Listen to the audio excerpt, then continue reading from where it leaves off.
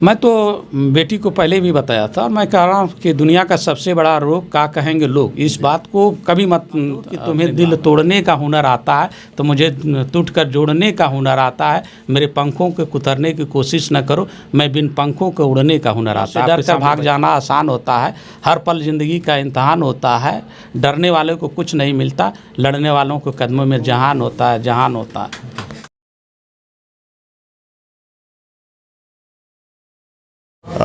नमस्कार दोस्तों, मैं अंगारा। अभी मैं जनपद चंदौली में हूँ, चंदौली के मुगल सराय में। अभी हमारे साथ देख रहे हैं डॉक्टर साहब हैं, जिनको आप बहुत अच्छी तरह से जानते भी होंगे, पहचानते भी होंगे। नाम है डॉक्टर विनोद कुमार बिंद।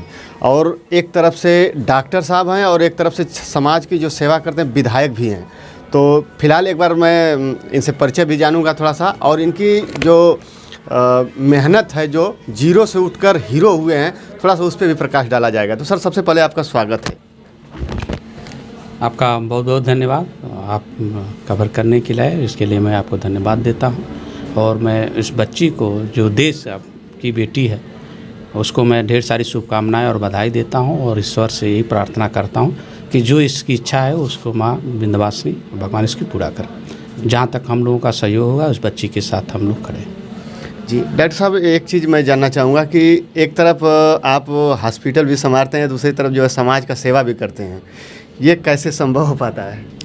देखिए, स्वामी विवेकानंद जी कहे थे कि जो आदमी कहता है कि मैं बहुत व्यस्त हूँ, इसका मतलब वो अस्त व्यस्त है।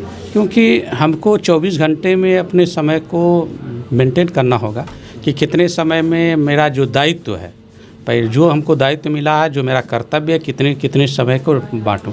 तो पहला मैं डॉक्टर बना, ये मेरा कर्तव्य है और दायित्व भी है।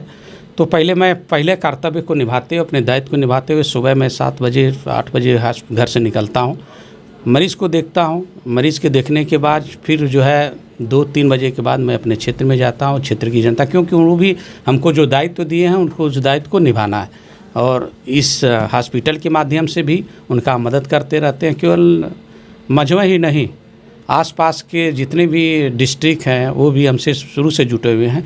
ये तो हमारा प्रदेश की तो बात छोड़ दीजिए, आपको बिहार से, एमपी से, झारखंड से भी जो मरीज़ हैं हमारे पास आते रहते हैं, जो गरीब हैं।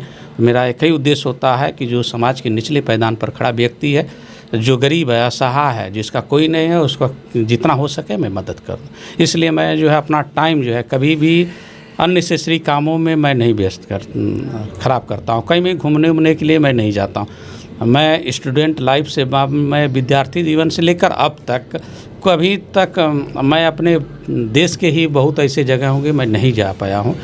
गिने चुने जगहों पर जाता हूँ, क्योंकि मुझे लगता है कि नहीं, इतने टाइम मैं जाऊँगा तो जिस उद्देश्य से मैं बना, ज़िंदगी तो सब लोग जीते हैं, अगर अपने ही के बारे में सोचूंगा तो मैं समाज के उन गरीब असहाय पीड़ितों को नहीं सोच पाऊंगा जिसके लिए हम लोग बने। हम उस दर्द को समझ रहे हैं, जिस दर्द से हम आए हैं, उस दर्द को अगर हम लोग नहीं समझेंगे तो नहीं होगा। पढ़े लिखे आदमी का मतलब ये नहीं होता कि हम क्यों नौकरी पा गए, हमको नौकरी मिल गया, हमारी ज़िंदगी गुजर रही है, बहुत अच्छी हो गई, नहीं। पहले हमारी जिम्मेदारी देश के प्रति उत्तरदायित्व होना चाहिए और हमारे अंदर जो होता है इंसानियत भरी होनी चाहिए।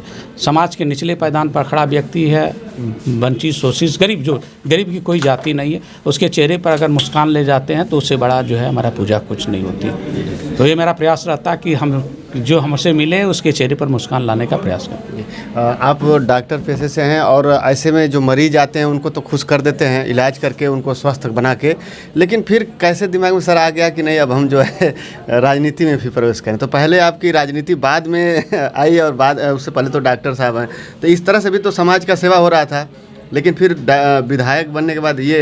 हाँ, समाज का सेवा दोनों तरफ से होता है, लेकिन उसके साथ साथ जो हमारे साथ जो लोग जुटे थे उनका कहना था कि आप यहाँ से जो भी मदद करते हैं, शादी विवाह, बच्चों की पढ़ाई लिखाई, यहाँ से गरीबों का इलाज, अगर कुछ और पावर रहेगा तो जिसमें हम लोगों का और मदद हो सकती है। तो पहले मैं इस बात पर एग्री नहीं था और हमारी वाइफ बगल में बैठी है, इस बात से राजनीति सबसे ही उनको चिढ़ होती थी। तो मैं उनको बताया कि हम तो जो भी कर रहे हैं वो अलग चीज़ है। राजनीति में जाने से राजनीति एक ऐसी चाबी है जो सारे ताले को खोलती है, लेकिन उससे पहले जो है शिक्षा एक ऐसा चाबी है जो सब चीज़ों को खोल। तो अगर हम लोग पढ़ लिख कर अपने लोगों के लिए, जो दीन दुखी गरीब है उनके लिए नहीं सोच सकते हैं तो कोई मतलब नहीं। हमारे और जानवर में कोई अंतर नहीं है। बहुत समझाने बुझाने के बाद तो कहें कि नहीं तब ठीक है। तो मैं जो है राजनीति में आया और सभी लोगों का जो हमारे बड़े लोग हैं, जो हमारे बुजुर्ग लोग हैं, सबका आशीर्वाद रहा, जनता का सहयोग रहा और आज मैं इस जगह पहुंचा। आगे भी पता चला है सर कि लोकसभा की तैयारी है। देखिए, कहा गया है कि राजनीति को पहले लोग कहते थे बुरी चीज़ है, चाहे कहीं भी उठा कर देखते हैं, बुरी चीज़ कोई नहीं होती है। अगर अच्छे लोग निष्क्रिय हो जाएं और बुरे लोग सक्रिय हो जाएं तो वहाँ बुरा भी फैलता है। तो हम लोगों का उद्देश्य होता है, पढ़े लिखे लोग हैं तो जो बुरे लोग हैं उनको अलग करना। अगर आप आम की टोकरी लिए हैं और 100 आम है, एक आम अगर सड़ा है तो 100 आम को ही सड़ा देगा। इस चीज़ को हमको समझना, जो सड़ा आम है उसको बाहर करने की ज़रूरत है। अच्छे मानसिकता के लोगों की ज़रूरत है, जिनकी नकारात्मक सोच है वैसे लोगों की ज़रूरत नहीं है। क्योंकि नकारात्मक सोच, मैंने पर जब डॉक्टर था, जब सोशल वर्क कर रहा था, तो मुझे कभी ये समझ में नहीं आया। मुझे लगता था कि हर आदमी बहुत अच्छा है, बहुत अच्छा है, बहुत सब लोग एक दूसरे का भला करना चाहते हैं। लेकिन जैसे राजनीति शब्द जुटा, उस दिन समझ में आ गया कि कितने लोग सही वाले हैं, कितने लोग गलत हैं। उस दिन से समझ में आ गया कि इसमें जो है कुछ ही लोग जो है जो समाज हित के बारे में जानते हैं। जो निचले पैदान पर खड़ा व्यक्ति सब चाहता है कि हमारा भला हो, लेकिन जो आगे बढ़े हुए लोग हैं उनका ये मकसद नहीं होता। वो तो सोचते हैं कि जो पीछे रहे उनको आगे ले जाएंगे तो हमारा कौन जो है, हमको कौन मेरा पैर पकड़ेगा। सर, अभी ये गुंजन कुमारी हैं जो कि विश्व रिकॉर्ड बना के आई हैं अभी, और बहुत से समाज में लोग हैं कि जो लड़कियों को शिक्षा के मामले में आज जैसे भी उनको आगे नहीं जाने देते हैं। तो इस पे सर आप क्या कहेंगे गुंजन? मैं तो बेटी को पहले भी बताया था और मैं कह रहा हूँ कि दुनिया का सबसे बड़ा रोग क्या कहेंगे लोग, इस बात को कभी मत अपने दिमाग में। जो चट्टी चौराहे पर जो निकम्मे लोग हैं, जो कुछ नहीं करते हैं, उनके जी में वही काम करता, बोलते हैं कि देखो जा रहे हैं डॉक्टर बनेंगे, इंजीनियर बनेंगे, IAS बनेंगे, और इनको चौका बेलन करना चाहिए तो जा रहे हैं पढ़ाई करने। तो उन बच्चियों को भी मैं कई मंचों से बोलता हूं कि वो लोग कहते हैं तो उनको आप जवाब दो कि तुम्हें दिल तोड़ने का हुनर आता है तो मुझे टूट कर जोड़ने का हुनर आता है। मेरे पंखों के कुतरने की कोशिश न करो, मैं बिन पंखों के उड़ने का हुनर आता है। आपके सामने बच्ची है, उदाहरण है जी। उसके अपने हौसले के बल पर, उसके जुनून, उसके जो शरीर में जो है ब्लड नहीं दौड़ रहा, उसको जुनून दौड़ रहा, उसके हौसले जुन रहा है, तब जाकर एवरेस्ट फतह करके आए। 11 में पढ़ती है बच्ची, तो इसकी उम्र अधिक से अधिक 15-16 साल की होगी। जब 16 साल में इतने परेशानियों के बाद भी इसके पास हौसले है कि हम आगे जाएंगे तो दुनिया की कोई शक्ति नहीं रोक सकती। और जो इंसान जो है परेशानियों से डर कर भाग जाता है वो कभी भी सफल नहीं होता है। तो मुश्किलों से डर कर भाग जाना आसान होता है, हर पल ज़िंदगी का इम्तहान होता है। डरने वालों को कुछ नहीं मिलता, लड़ने वालों को कदमों में जहान होता है। सर, आखिरी में हम चाहेंगे कि दर्शक जो देख रहे हैं आपको और आपकी बातें जो सुन रहे हैं उनके लिए आप क्या कहेंगे? मैं सभी दर्शकों से, साथियों से, देशवासियों से मैं यही कहता हूँ और निवेदन रहता है कि देश सबका है, हम उस देश के सभी लोग नागरिक हैं। हम सबकी जिम्मेदारी बनती है कि उस देश के निर्माण में अपना महत्वपूर्ण योगदान दें।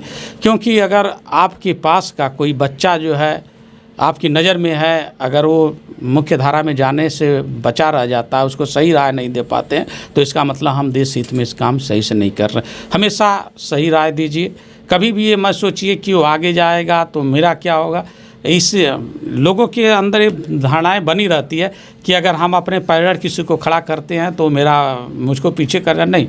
आप में हौसले हैं, आप सही काम कर रहे हैं तो आप आगे जाते रहेंगे, दूसरा भी आगे। जब सभी लोग जाएंगे, सभी लोग आगे बढ़ेंगे तो एक अच्छे राष्ट्र का निर्माण हम लोग कर सकते हैं। जी, बहुत लोग तो विधायक साहब से मिलने के लिए डरते हैं लोग कि कैसे हम उनसे मिल पाएँ, लेकिन आपका जो पैसा है उस हिसाब से तो हर एक जो गरीब दिन दुखिया है सब आपसे आके मिल लेता है। देखिए, मैं पद कभी भी रहता है, चला जाता है, लेकिन इंसानियत तो कभी जाती नहीं है।